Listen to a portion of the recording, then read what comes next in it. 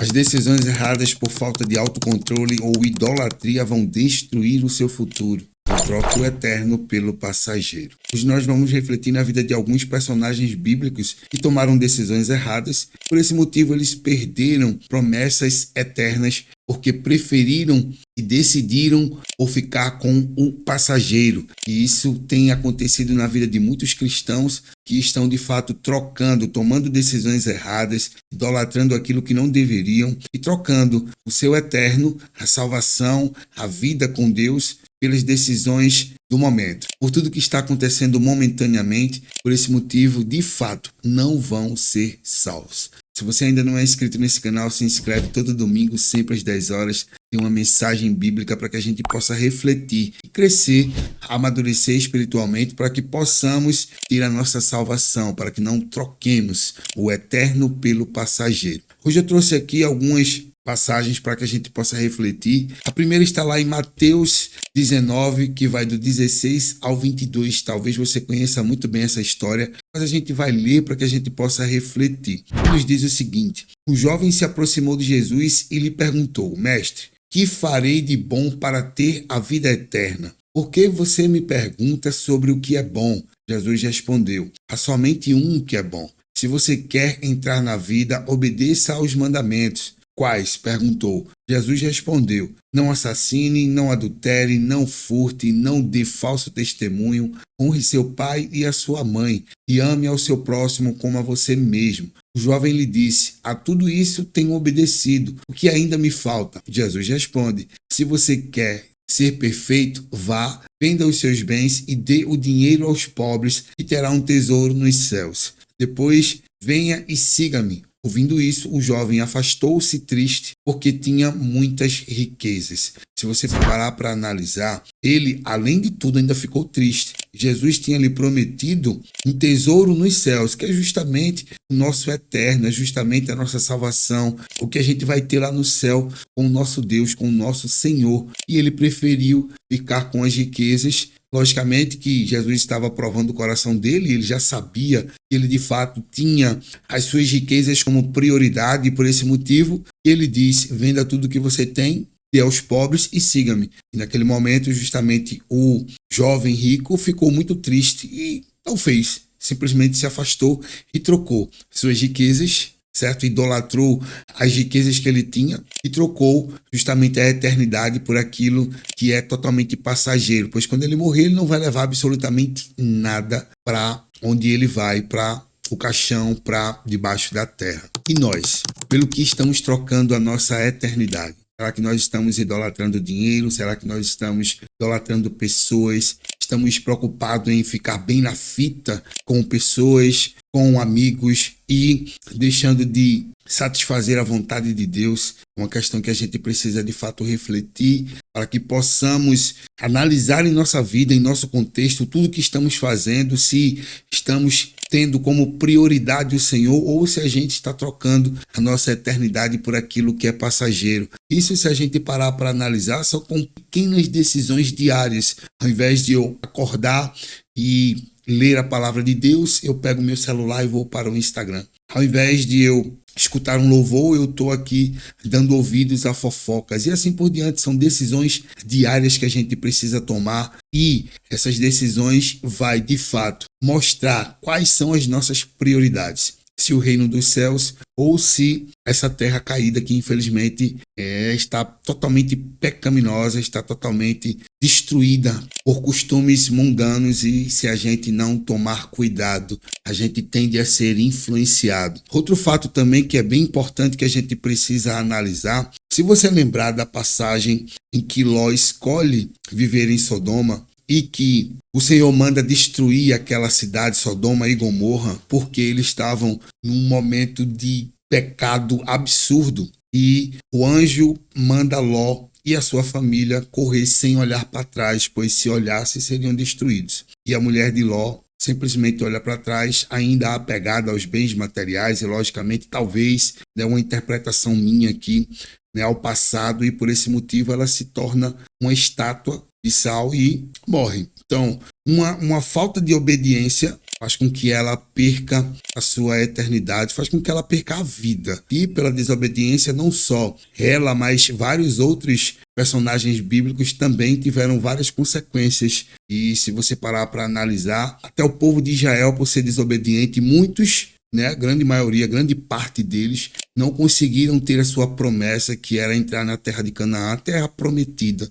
aquela que Deus tinha prometido aos antepassados, Abraão, Isaac e Jacó. E muitos, por falta da obediência, por murmuração, por reclamação. E quantos de nós não estamos fazendo a mesma coisa? Por falta de obediência, por estar olhando para trás, ainda apegado ao passado, por uma decisão que, querendo ou não, isso foi uma decisão dela, depois de um mandamento, um mandato, uma ordem, melhor dizendo, para não olhar para trás, pois se olhasse ainda tinha dito a consequência. Muitos de nós não sabemos a consequência e talvez por esse motivo nós continuamos olhando para trás, ao invés de seguir adiante e se preocupar apenas com o futuro e obedecer aos mandamentos, que é isso que vai nos levar à salvação e à vida eterna. Então a falta de obediência também pode simplesmente nos tirar do caminho da salvação. Lógico que não é fácil, a gente sabe que não é fácil, a gente precisa ir de glória em glória e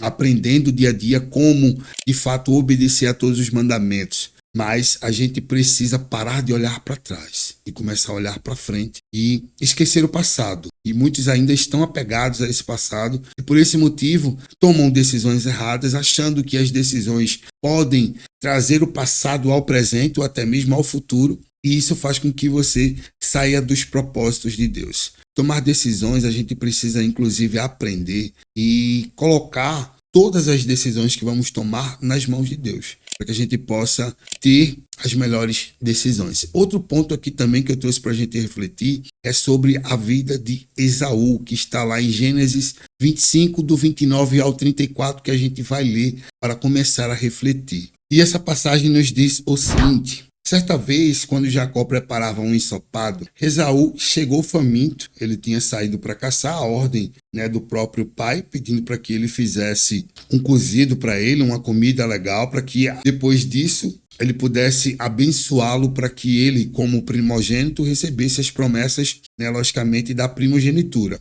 Então ele chega faminto, voltando do campo, e pediu-lhe, por favor, isso ele está pedindo ao irmão dele, certo? Deixe-me comer desse ensopado vermelho aí. Estou faminto. Por isso Esaú foi chamado Edom. Jacó respondeu, que era o irmão dele, venda-me primeiro o seu direito de primogenitura. Esaú disse, estou a ponto de morrer. De que me vale esse direito? Jacó, porém, insistiu, jure-me primeiro. Ele lhe fez um juramento vendendo o seu direito de primogenitura a Jacó. Então Jacó serviu a Esaú pão com ensopado de lentilhas. Depois de comer e beber, ele se levantou e foi embora. Assim, Esaú desprezou o seu direito à primogenitura. Se a gente parar para analisar, ele não só trocou o eterno, uma promessa espiritual que era de direito dos primogênitos, certo? Mas também desprezou. Por quê? Porque ele estava com fome e não parou para tomar a decisão correta, parar para analisar o que de fato era a primogenitura,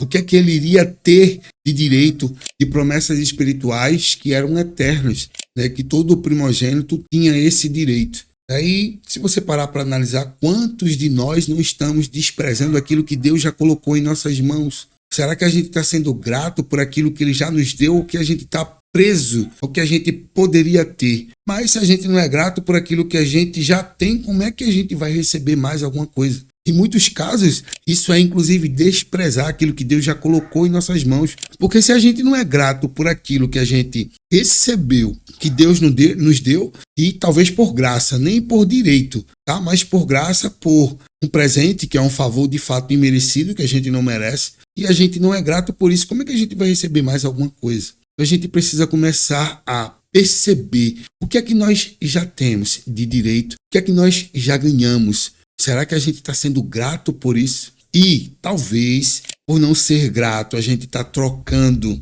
a nossa eternidade com Deus por bens materiais, por questões passageiras. E talvez não estamos, de fato, tendo uma vida melhor por não ser grato por aquilo que a gente já tem. Além de tudo, a falta de gratidão bloqueia o nosso mundo espiritual. bloqueia o sobrenatural de trabalhar em nossas vidas. Isso é um fato. Se a gente parar para analisar, muitas vezes estamos travados, presos, porque não somos gratos por aquilo que já temos. E se você começar a entender isso, querendo ou não, é uma forma de desprezo por aquilo que eu já ganhei. Se eu não agradeço aquilo que eu já ganhei, eu estou desprezando aquilo que eu já tenho. Então, não tem nem lógica eu ganhar mais coisas. E talvez não estejamos recebendo mais bênçãos de Deus porque não somos gratos por aquilo que temos. E a gente precisa começar a refletir com relação a isso e a tomar melhores decisões. Mas para tomar melhores decisões,